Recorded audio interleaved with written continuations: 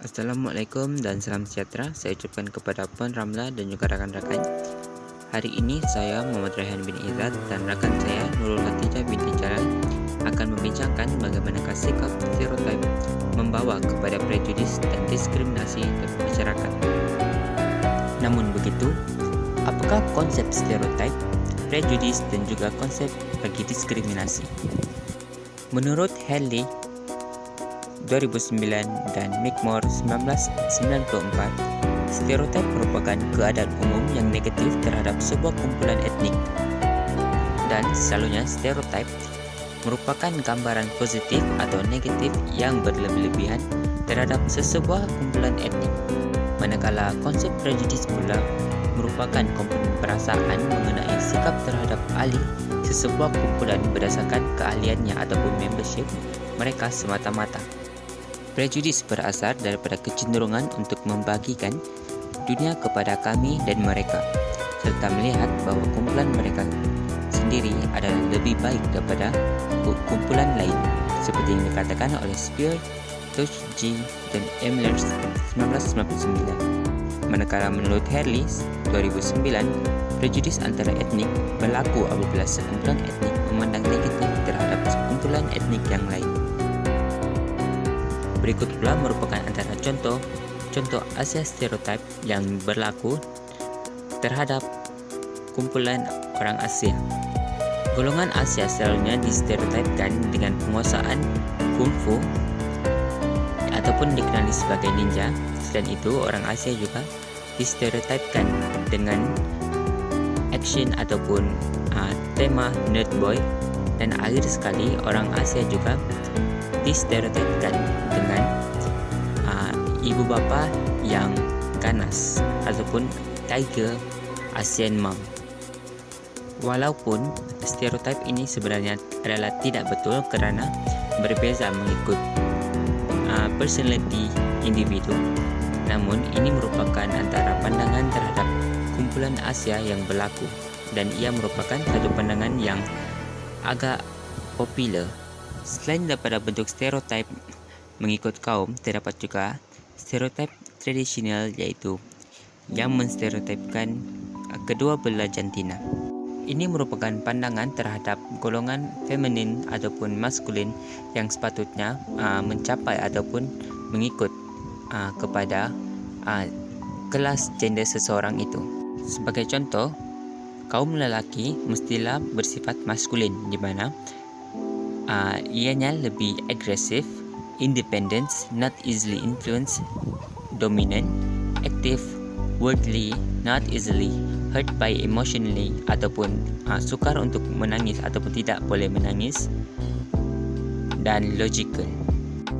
On the other hand, golongan wanita pula mempunyai stereotip di mana golongan ini sepatutnya tidak agresif, dependence, easily influenced, submissive, passive, home orientation, easily hurt emotionally, kind and nurturing.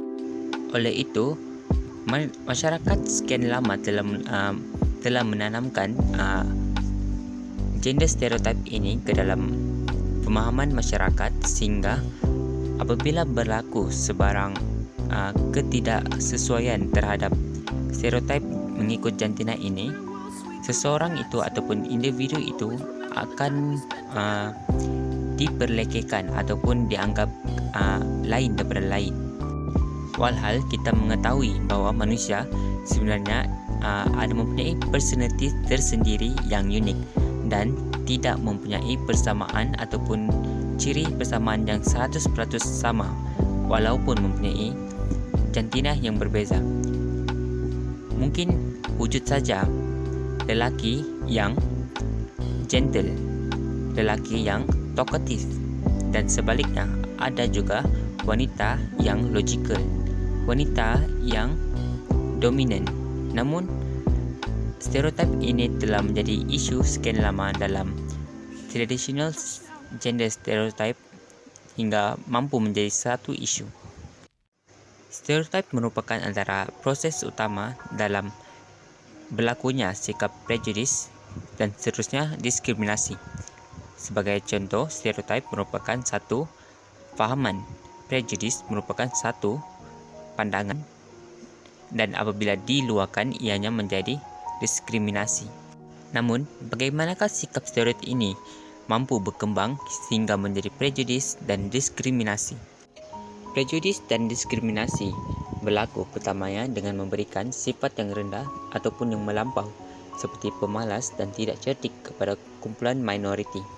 Sifat ini cenderung berlaku semasa institusi penghambaan masih berlaku di mana kumpulan minoriti sering menjadi dan dieksploitasi oleh kumpulan dominan menurut Simpson dan Yinger 1985. Langkah seterusnya pula ialah apabila stereotip turut berlaku apabila kuasa dan perbezaan status kumpulan minoriti dengan kumpulan dominan yang semakin rapat. Kumpulan minoriti juga mengalami mobiliti ke atas dan memiliki beberapa kejayaan yang sama ada di sekolah ataupun perniagaan kejayaan. Kejayaan relatif mereka sering dipandang negatif sehingga muncul ungkapan-ungkapan seperti terlalu pintar, terlalu materialistik, terlalu licik, dan sebagainya. Dalam konteks hubungan ras atau etnik, stereotip itu merupakan satu pandangan ataupun image yang diberikan oleh sesuatu ras terhadap kumpulan ras yang lain. Pandangan atau image ini biasanya bersifat negatif. Ciri-ciri sesuatu kaum itu mungkin muncul apabila keadaan yang hidup yang sebenar. Sebagai contoh, orang kulit putih selalunya mengaitkan ataupun dikaitkan kemalasan dengan orang kulit hitam, sebabkan ramai orang kulit hitam yang hidup dalam keadaan miskin. Aspek ini ialah self-fulfilling prophecy, di mana golongan dominan mewujudkan halangan dan tekanan supaya golongan minoriti terus mematuhi idea stereotip yang sedia ada. Kepatuhan kepada stereotip ini walaupun dipaksa akhirnya dianggap sebagai benar oleh kaum minoriti. Idea stereotip ini sering diperkuatkan melalui idea masa seperti filem dan sebagainya. Itu saja daripada saya dan seterusnya akan dibentangkan oleh Siti Hatijah. Nurul Hatijah. Assalamualaikum dan salam sejahtera. Nama saya Nurul Hatijah binti Jalal, nomor kad matriks BE191100582. Saya akan meneruskan pada bahagian perspektif teori. Kumpulan kami memilih untuk mengaplikasikan teori jarak sosial untuk menjelaskan bagaimana sikap stereotip dapat menyebabkan prejudis dan juga diskriminasi. Teori jarak sosial telah diperkenalkan oleh Bogardus menurut Ritze 2011. Jarak sosial ialah satu pemisahan sosial yang wujud antara individu dengan individu yang lain, kelompok dan juga masyarakat. Konsep ini digunakan untuk memperjelaskan jurang hubungan dalam suatu interaksi sosial. Seterusnya, menurut Simmel, menjelaskan komunikasi sosial dalam masyarakat menghasilkan suatu rangkaian geometrik sosial yang menghasilkan jarak sosial. Unsur seperti prejudice dan stereotip dalam aspek primer akan terbentuk semasa interaksi sosial. Kemudian aspek primer dan sekunder dalam geometrik sosial ini bukanlah suatu yang bersifat khusus, tetapi merupakan satu rangkuman rangkaian konsep yang wujud dalam suatu masyarakat dan digunakan bagi memperjelaskan hubungan yang berlaku sehingga wujudnya suatu jarak sosial. Selanjutnya, teori jarak sosial ini menggabungkan perasaan negatif, skop pahaman dan perasaan kebimbangan yaitu ancaman terhadap aspek material yang selari dengan pendekatan kepentingan diri, prasangka klasik dan juga fahaman stereotip. Teori jarak sosial mempunyai kelebihan dalam menganalisis fenomena komunikasi sosial dalam community bersifat multi-etnik yang mengandungi unsur prejudis dan stereotip serta dipengaruhi oleh persaingan, kewujudan ancaman, dan kepentingan bersama dalam suatu community.